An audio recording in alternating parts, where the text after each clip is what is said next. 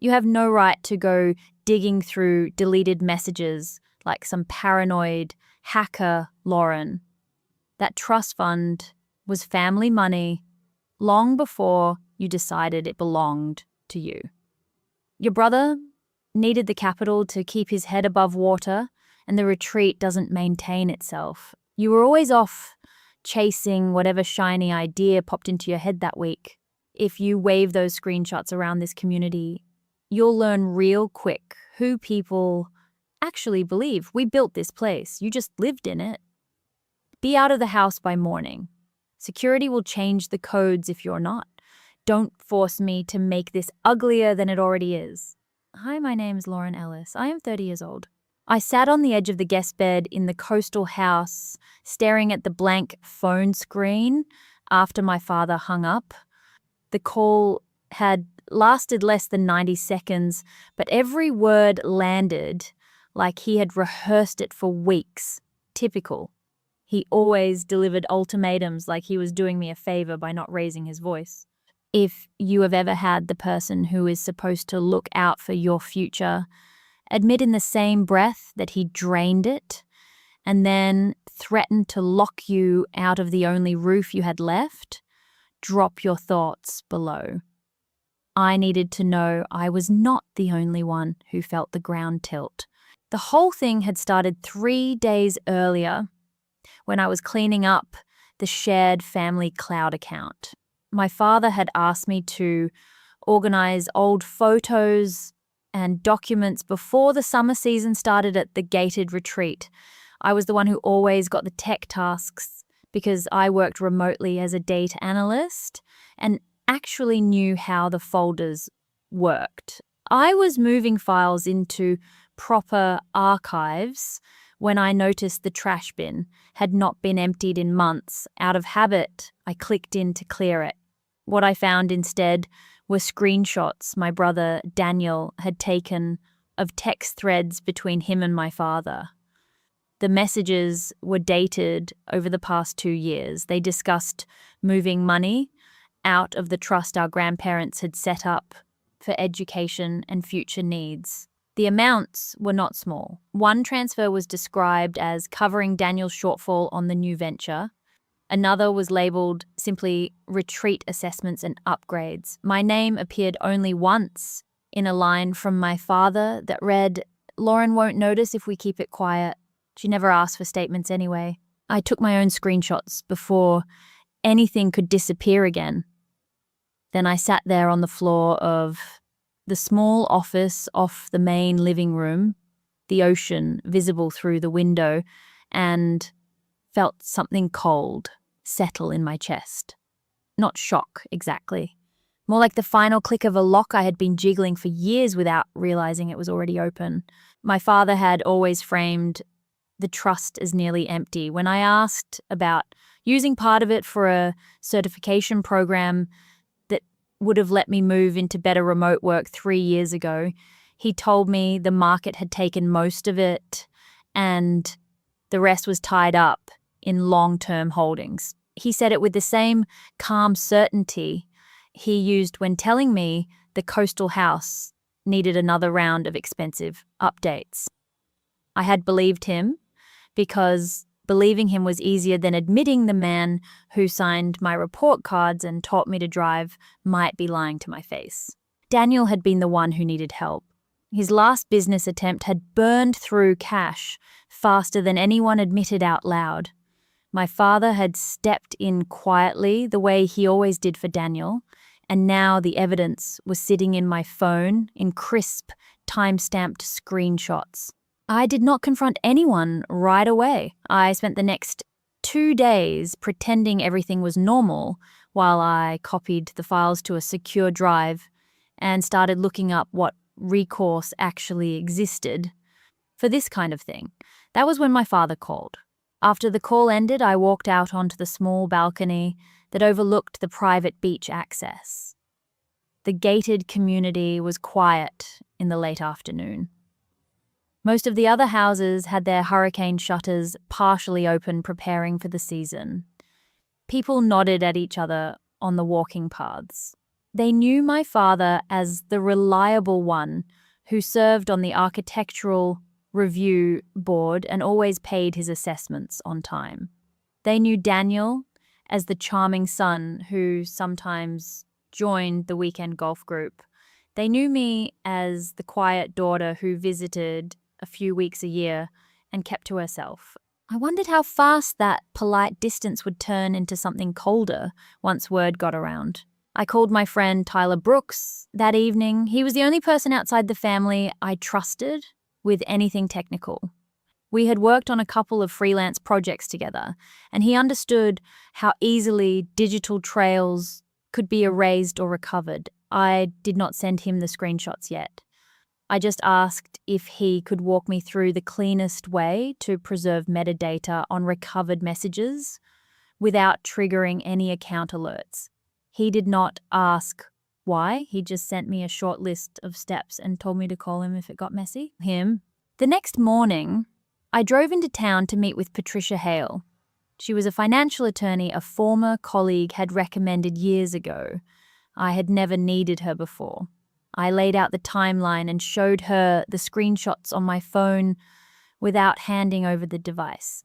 She read them twice, asked 3 clarifying questions about the original trust document, and then told me the situation was actionable but messy because the money had already moved through multiple accounts. If your father controlled the trust as trustee, she said, and used it for purposes outside the stated beneficiaries, that is a breach. The fact that your brother was involved and benefited directly strengthens a case for restitution.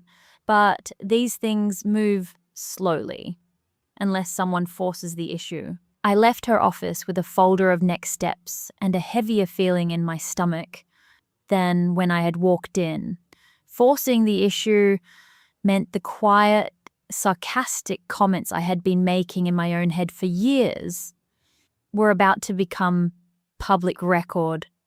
It also meant the small social world I had at the retreat, the one that had always felt like borrowed stability, was about to decide whose side it was on. That night, I sat at the kitchen island in the coastal house and opened the group chat my father used for community updates. There was already a short thread about an upcoming board meeting. Someone had asked if assessments would rise again. My father had replied with his usual calm reassurance that everything was under control. I stared at his name on the screen and felt the bitter laugh rise again. He really believed he could keep everything under control. I forwarded the relevant screenshots to Patricia with a short note. Then I texted Tyler and asked if he would be willing to serve as a technical witness if it came to that. He replied in under a minute, "Send what you have. I'll document the recovery process properly." 2 hours later, my father called again. This time his voice was quieter, almost reasonable. "Lauren, let's not turn this into something that hurts the whole family. Daniel is already stressed enough with his situation. Your mother doesn't need the drama. We can work something out privately." I let the silence stretch before I answered.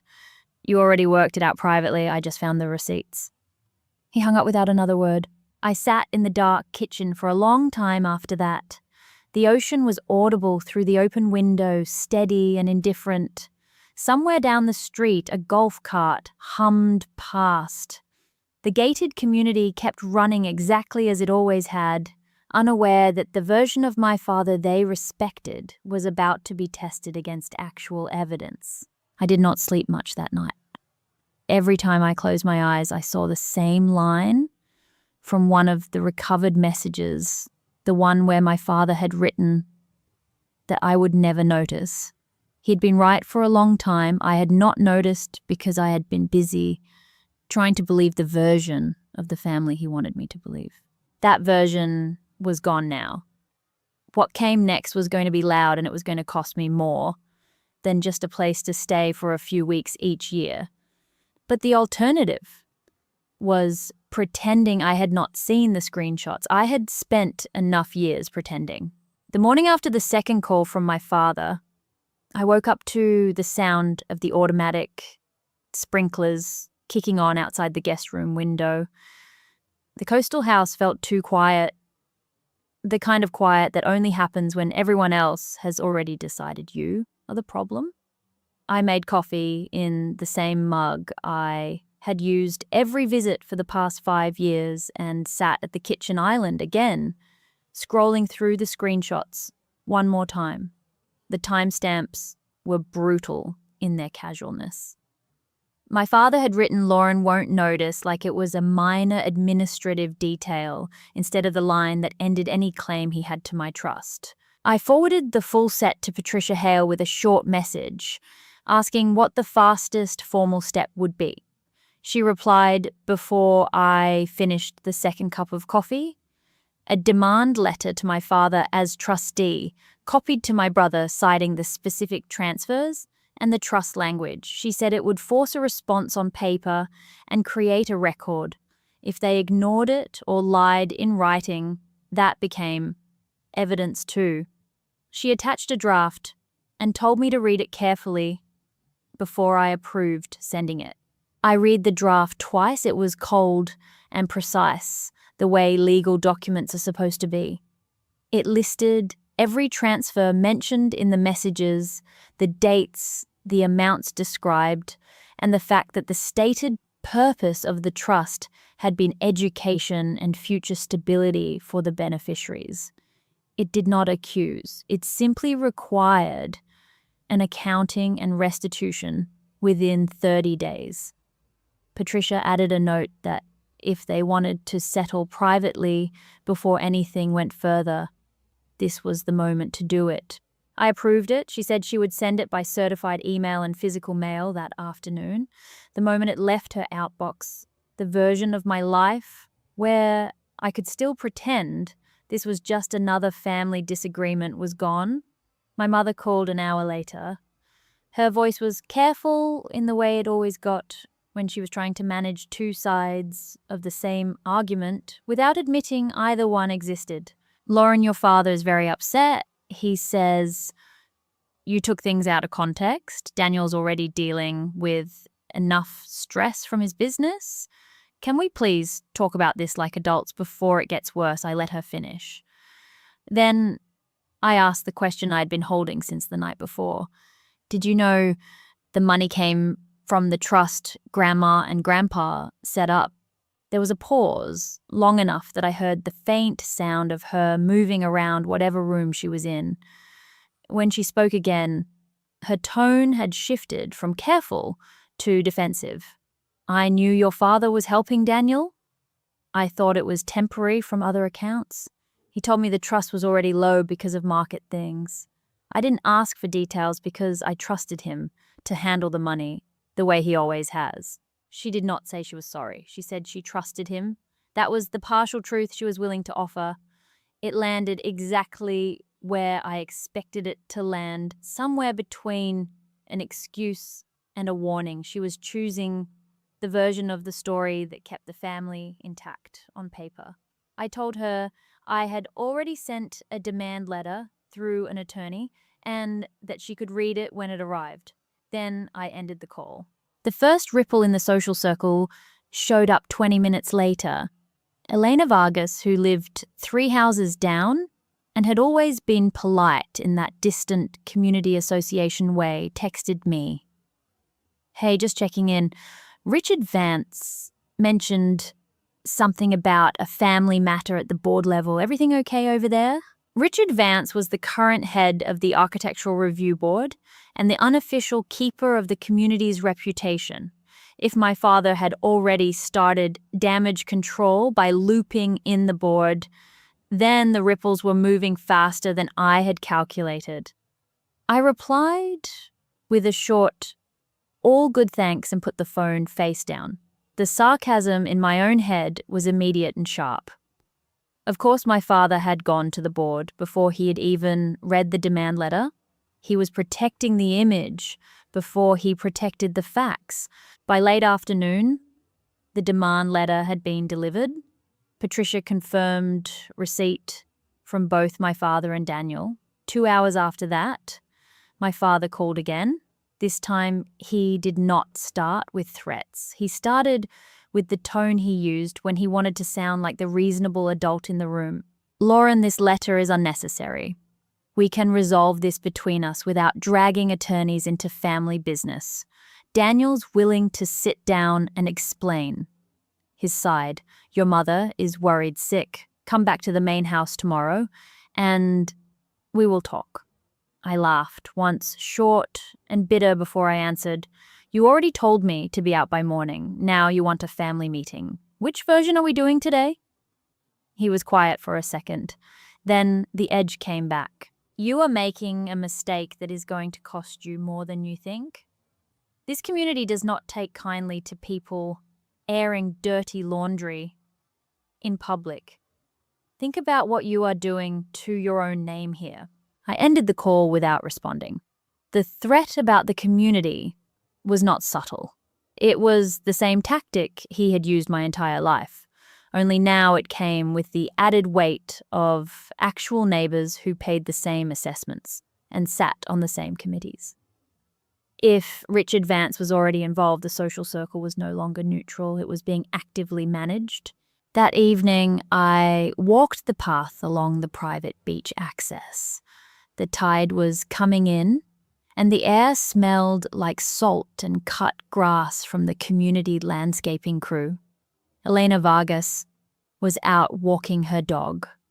She waved from a distance, but did not cross the path to talk. The distance felt deliberate.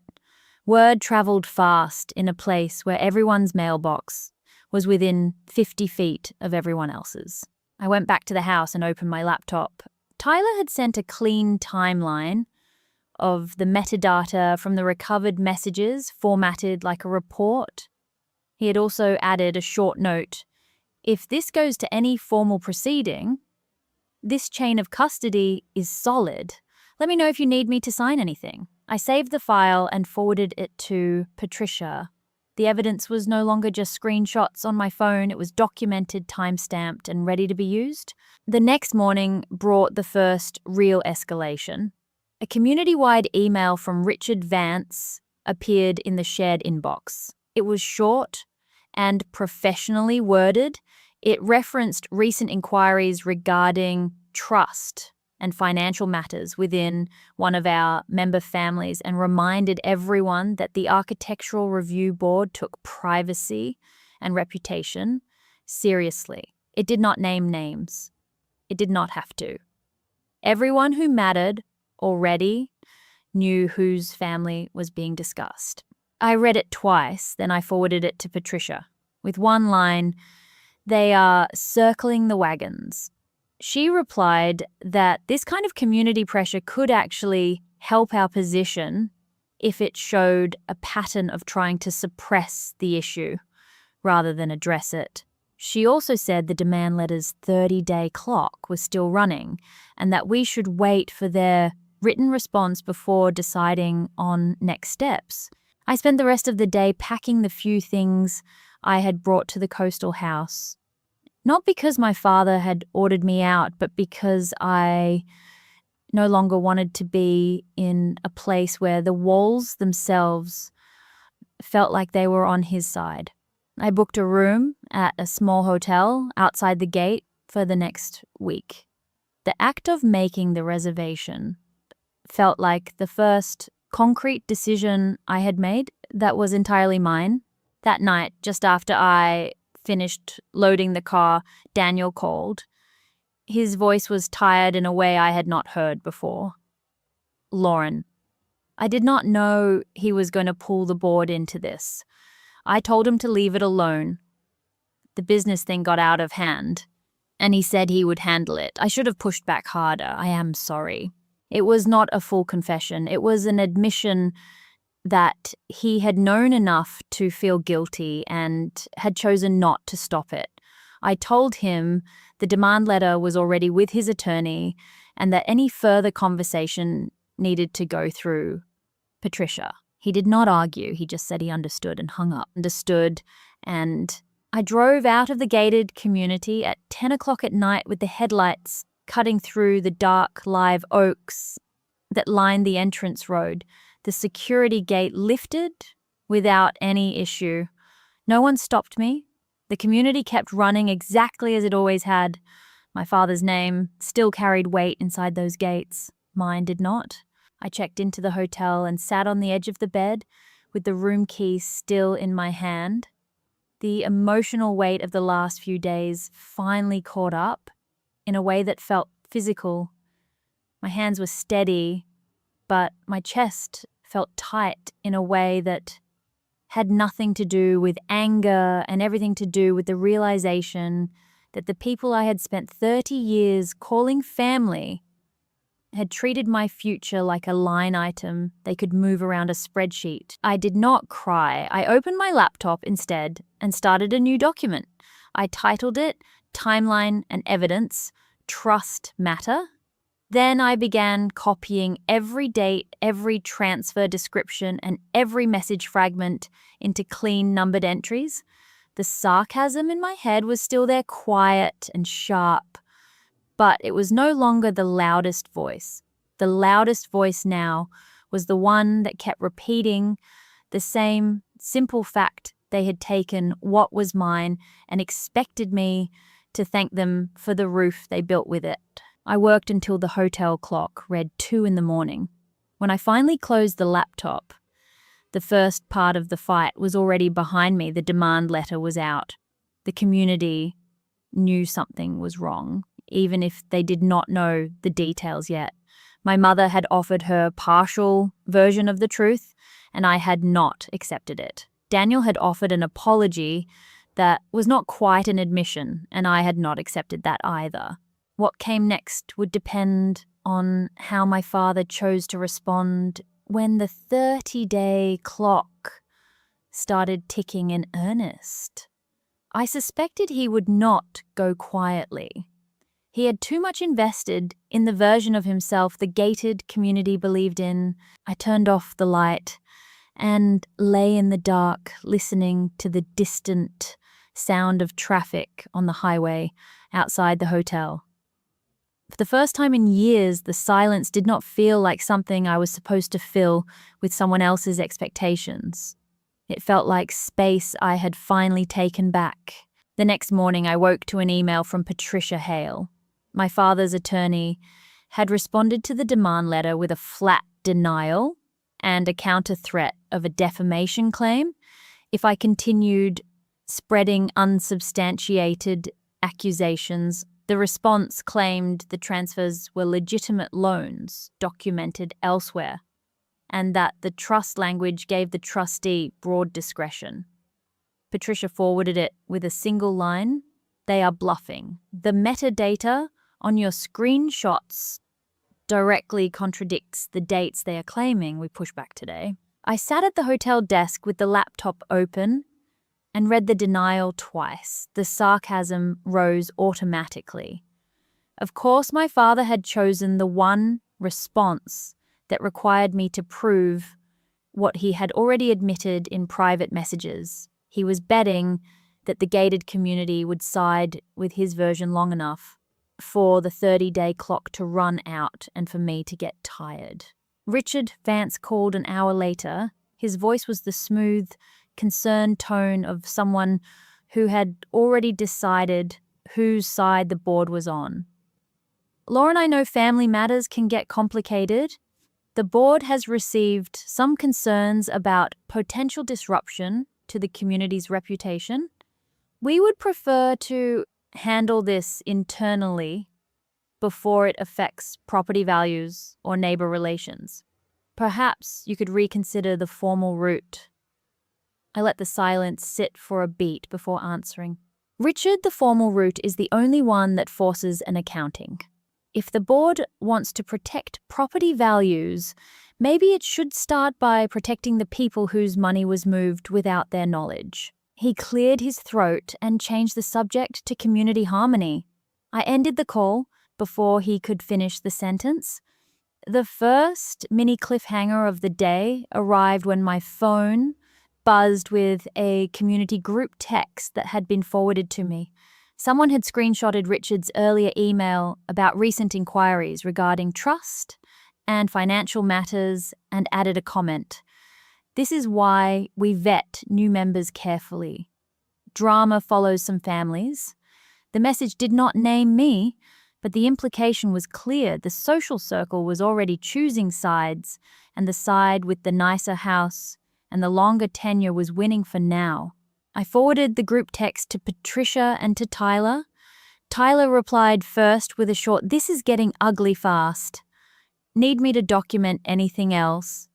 Patricia replied that the community pressure could actually strengthen our position if it showed an attempt to suppress the issue rather than resolve it.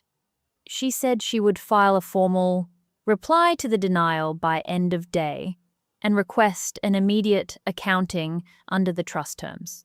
The clock was still running. My mother called again that afternoon. Her voice sounded thinner than the day before.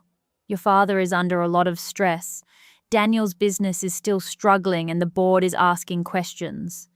Can you at least meet with us once before this goes any further?" For the family, I asked her the same question I had asked the night before, only this time. I added the detail from the recovered messages. "Did you know," he wrote, "that I would never notice, because that is the part I cannot unsee." She was quiet for longer than before. When she spoke, the partial truth she had offered earlier cracked a little. I knew he was protecting Daniel. I did not know he was using the exact trust language that way.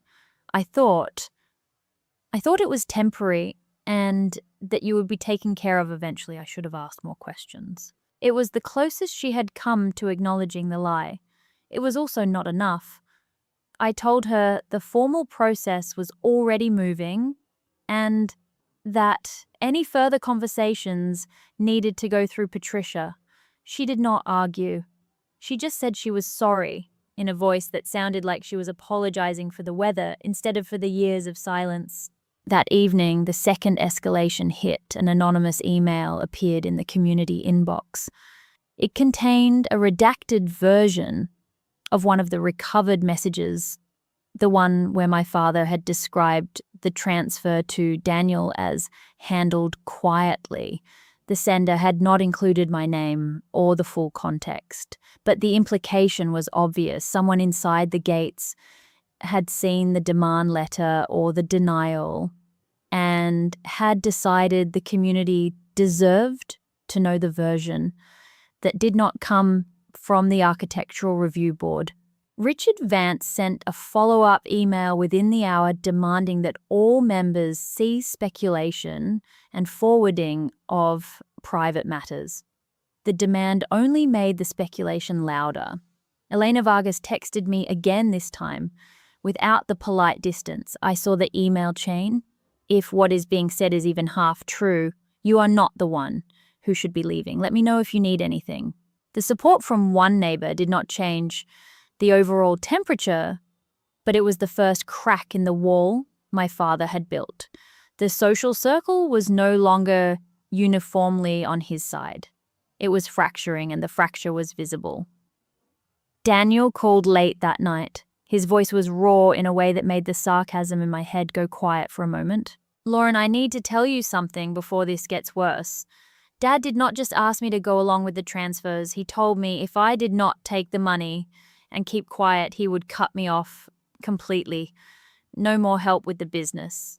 No more access to the house. Nothing. He said, you had your own life and would be fine." I believed him because it was easier than admitting I was taking what was supposed to be yours. It was the final confession I had been waiting for without realizing it. Danielle had not been an equal partner in the scheme. He had been the pressure point my father used to justify moving the money. The admission did not erase what he had taken, but it changed the shape of the betrayal. My father had not just stolen from me, he had used my brother as the excuse and then threatened him into silence. I told Daniel to put everything he had just said in writing and send it to Patricia. He agreed without hesitation. When the call ended, I sat on the hotel bed and felt the weight of the last 30 years settle differently. The family I had tried to believe in had never existed in the form I needed. What existed instead was a system my father controlled, and I had finally stopped feeding it. The next 2 weeks moved faster than I expected. Patricia filed the formal reply demanding the accounting and citing the new written statement from Daniel. My father's attorney responded with an offer to mediate. The mediation happened over video with Patricia beside me on screen, and my father and his attorney on the other side. My father looked smaller on the screen than he had in person. He tried the calm, reasonable tone one last time. We can resolve this without destroying what is left of the family. The community does not need to know every detail, Patricia answered before I could. The community already knows enough to ask questions. The accounting will happen either in mediation or in court, your choice. My father looked at me directly for the first time in the call. You always were the one who could not leave well enough alone. I answered without raising my voice. You always were the one who thought well enough alone meant keeping me uninformed and broke. The mediation ended with an agreement. My father would provide a full accounting of the trust within 14 days. Any funds moved outside the stated purpose would be returned with interest calculated from the date of transfer. Daniel's written statement would be part of the record. In exchange, I agreed not to pursue criminal charges and to keep the details private outside the necessary legal channels. The agreement did not include an apology. It did not need to. The numbers would speak for themselves. The accounting arrived on day 12. It confirmed what the screenshots had shown and added details I had not known. The total moved was larger than the messages alone revealed. Some of it had gone to cover shortfalls in the coastal house maintenance that my father had not wanted to explain to the board. The restitution amount was substantial enough that it would require selling one of the investment properties he had used to diversify. The gated community would notice that sale. Richard Vance sent one final community email announcing that the board had received the accounting and considered the matter resolved internally. The email did not mention names. It did not have to. By then, the speculation had already done its work. My father's reputation inside the gates did not collapse in a single dramatic moment. It eroded in quiet conversations on walking paths and in sidelong looks at the clubhouse. The social circle that had once treated him as the steady center now treated him as a liability. Elena Vargas was one of the few who still waved when she saw me.